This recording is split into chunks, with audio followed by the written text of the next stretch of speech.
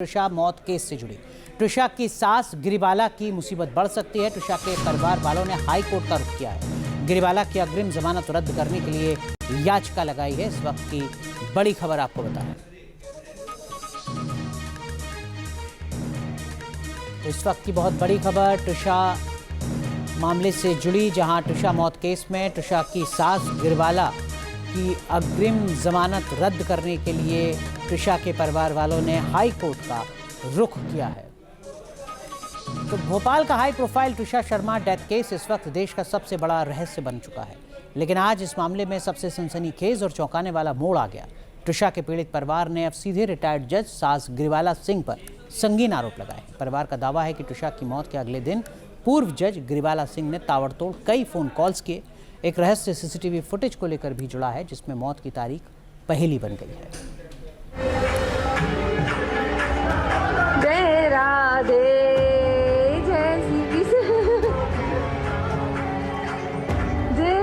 राधा कृष्ण के भजनों की मधुर धुन, घर का पूजा रूम और अपने सबसे प्यारे पालतू डॉगी के साथ पैरों में थिरकर इस वीडियो को देखकर कोई भी कह उठेगा कि जिंदगी कितनी खूबसूरत होती है। लेकिन किसे पता था कि इस मुस्कान और सुकून भरी जिंदगी को मौत महज कुछ दिनों में ही गले लगाने वाली है। यह है ट्रिशा शर्मा, जो 12 मई की रात उनकी जिंदगी के लिए आखिरी रात साबित हुई थी। अब ट्रिशा का शव पिछले 9 दिनों से भोपाल की मॉर्चरी में पड़ा है। इंसाफ की मांग को लेकर परिजन सड़क पर हैं। सीएम मोहन यादव ने इंसाफ का भरोसा दिया और सीबीआई जांच को लेकर लेटर लिखने का आश्वासन दिया है। ट्रिशा की सास पूर्व जज गिरिबाला सिंह को एंटीसिपेटरी बेल मिल चुकी है। ट्रिशा का पति समर सिंह अभी तक पुलिस की गिरफ्त से बाहर है। इस बीच ट्रिशा के परिजनों ने ट्रिशा के सास के फोन कॉल्स जारी किए हैं। बुधवार को ट्रिशा के पिता ने 40 मोबाइल नंबर जारी किए।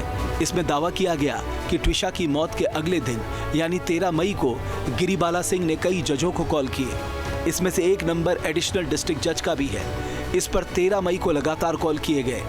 एक नंबर मध्य प्रदेश की जांच एजेंसी में तैनात जस्टिस का बताया जा रहा है। इस नंबर पर भी उसी दिन कई बार बात हुई है। इसके अलावा 2 नंबर सीसीटीवी फुटेज इंस्टॉल करने वाले युवकों विनोद वाणी और रोहित विश्वकर्मा के हैं।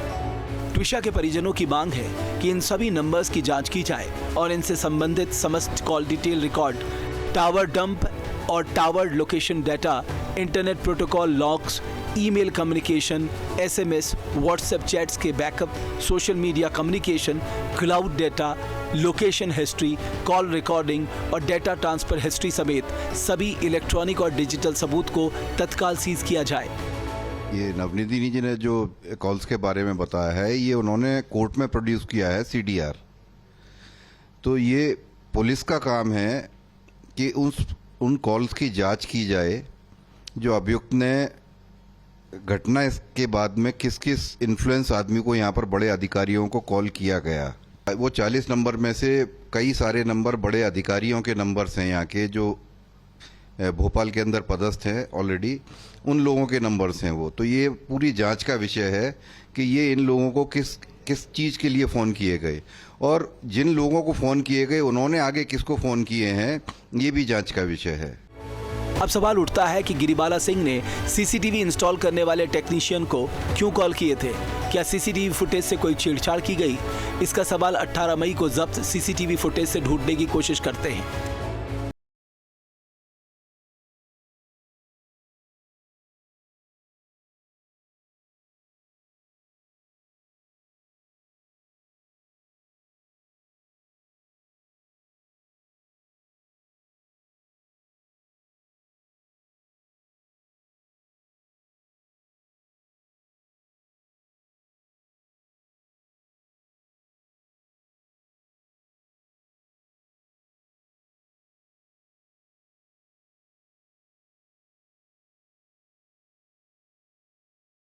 समय रात 8:17।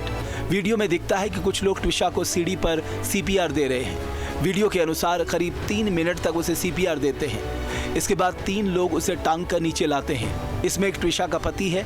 वीडियो में यह भी दिख रहा है कि सीढ़ियों पर हलचल के बाद सास गिरिबाला सिंह बाहर निकलती है और सीढ़ी के पास खड़ी होकर देखती है, लेकिन फिर वो नीचे चली जाती है। सबसे बड़ा सवाल ये उठ रहा है कि एफआईआर में मौत की तारीख 12 मई रात 10:50 है, तो फिर 10 मई को क्या हुआ था? क्या सीसीटीवी में टाइमिंग गलत फीड थी या फिर सीसीटीवी फुटेज के साथ छेड़छाड़ की गई थी? उधर 15 मई को एफआईआर दर्ज होने के बाद से आरोपी पति समर्थ फरार है। पुलिस कई जगह दबिश दे चुकी है। समर्थ सिंह पर इनामी राशि 10,000 से बढ़ाकर 30,000 रुपए कर दी गई है। समर्थ के खिलाफ लुकआउट नोटिस जारी कर दिया गया है। 10,000 से 30,000 किया है। काफ़ी टीमें लगा रखी हैं उनकी गिरफ्तारी के लिए। हमारी पूरी कोशिश है कि जल्दी से जल्दी उनकी गिरफ्तारी हो जाए। और जो आप नंबर्स की बात बता रहे हैं उस पर तो मैं कमेंट्स नहीं करना चाहता, लेकिन इन्वेस्टिगेशन के लिए जिस चीज़ की ज़रूरत होगी उस चीज़ की जांच की जाएगी। गिरीबाला सिंह से पूछताछ होगी सर? हाँ, बिल्कुल होगी। हमने लुकआउट नोटिस जारी कर दिया है।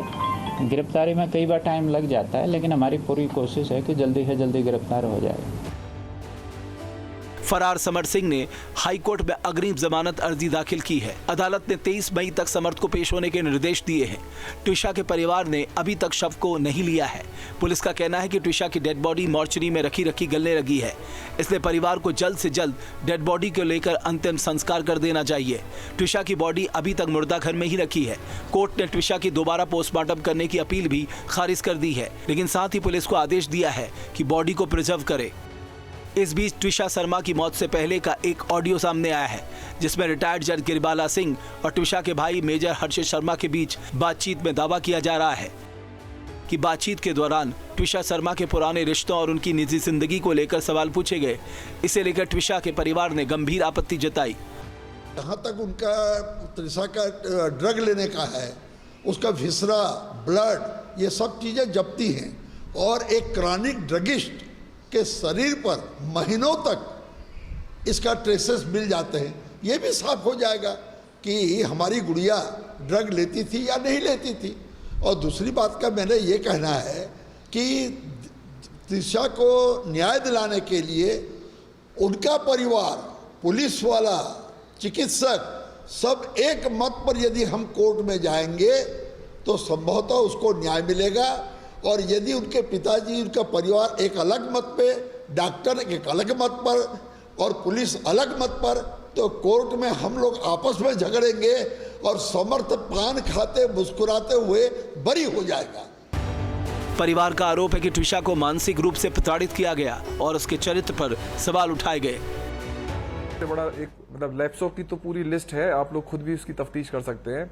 लेकिन एक बात बताइए, कोई भी वारदात अगर होती है तो उस वक्त जो सस्पेक्ट होते हैं उनकी तुरंत जांच करी जाती है। क्यों वो लड़का फरार रहा? फिर क्यों जो है अस्पताल से जो है वो कई घंटों के लिए फरार रहा? क्या किसी ने उसकी जांच करी? मैं पूछना चाहता हूं कि पुलिस प्रशासन से, क्या आज तक आपने किसी का कोई स्टेटमेंट लिया है? आप एक वीडियो फुटेज जो आपके पास होनी ही नहीं चाहिए और आप उसे कोर्ट में पेश कर रहे हैं, क्या पुलिस से पूछा माननीय न्यायालय ने भी कि आप ये कैसे दिखा पा रहे हैं? ये जो इसका मतलब सीधा पुलिस ने जब्ती नहीं कुछ किया वहां पर। ट्विशा की सास पूर्व जज गिरिबाला सिंह ने आरोप लगाया था कि ट्विशा मानसिक बीमारी से जूझ रही थी और नशे की भी आदी थी। उनका दावा है कि ट्विशा ने प्रेगनेंसी खत्म करने के लिए दवाइयां ली थी। गिरिबाला सिंह के मुताबिक घटना वाले दिन भी ट्विशा ने खुद को नुकसान पहुंचाने की कोशिश की थी। वहीं मौत से पहले ट्विशा ने अपनी मां और अपनी फ्रेंड से व्हाट्सएप और इंस्टाग्राम चैट में अपनी परेशानी शेयर की थी। फिलहाल पुलिस को इंतजार है समर्थ की गिरफ्तारी का, ताकि मामले की तह तक पहुंचा जा सके। Team news nation. तो ट्विशा की मौत से जुड़े कई सारे ऐसे सवाल हैं जिनका जवाब अभी तक नहीं मिल पाया है, लेकिन इस बीच ट्विशा मौत केस में बड़ी खबर आपको बता रहे हैं। सास गिरिबाला की मुसीबत बढ़ सकती है, क्योंकि अग्रिम जमानत याचिका के खिलाफ ट्विशा के परिवार वालों ने हाईकोर्ट का रुख किया है। अब देखना होगा कि अदालत का रुख ट्विशा के परिवार वालों की याचिका पर क्या कुछ रहता है। वैसे दावा किया गया था कि ट्विशा का शव जिम्नास्टिक बेल्ट से लगा मिला था, लेकिन क्या जिम्नास्टिक बेल्ट से ऐसा मुमकिन है? इसके लिए हमने फिजियोथेरेपिस्ट से बात की है।